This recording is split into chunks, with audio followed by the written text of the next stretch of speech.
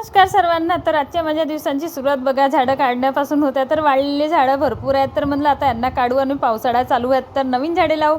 आणि इकडे मस्त आद्या उत्करची छान रनिंग चालू झालेली आहे, कारण आमच्या इकडे भरपूर पाऊस आला. पावसामुळे एवढं ओलं आणि वातावरण एवढं थंडावा आहे छान. मग काय पाहा लागते, मुलांना दिसलं पोहा मम्मी पोहा घेऊन देणार, तर चला म्हणलं आज त्यांच्यासाठी पोहा घेतलं.